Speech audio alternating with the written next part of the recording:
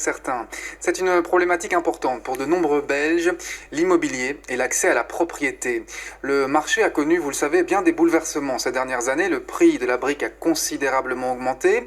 Les taux d'intérêt longtemps très bas sont eux repartis à la hausse.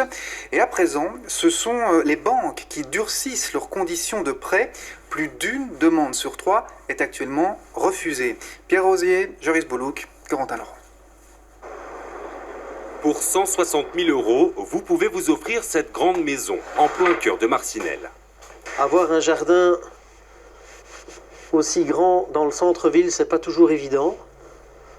Pourtant, la maison n'est pas vendue. Plus de 6 mois après sa mise en vente, des amateurs, il y en a, mais ils n'arrivent pas à obtenir de financement auprès des banques et les vendeurs désespèrent.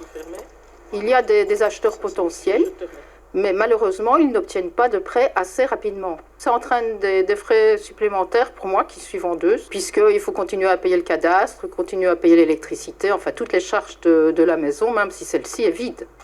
L'acheteur potentiel n'a en fait pas obtenu d'emprunt dans les délais, et cette situation devient de plus en plus fréquente. Ces derniers mois, plus d'une demande d'emprunt sur 3 a essuyé un refus, et les ventes finissent donc par être annulées.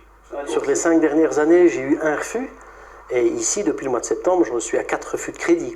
Un client qui vous confie une vente avec une durée, vous dépassez déjà la durée de votre contrat pratiquement pour aboutir à un refus, ben, ils mettent ça sur le dos, entre guillemets, de l'agent immobilier qui, lui, n'en peut rien.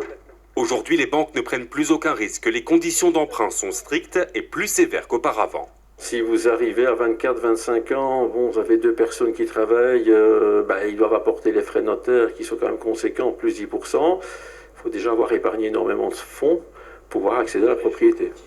Ajoutez à cela les travaux de rénovation énergétique obligatoires et l'accès à la propriété semble être un rêve inatteignable. Pourtant, il existe des solutions. La solution principale, c'est surtout d'être aidé au niveau familial, soit en apport de fonds propres par la famille, ou éventuellement par des garanties immobilières familiales.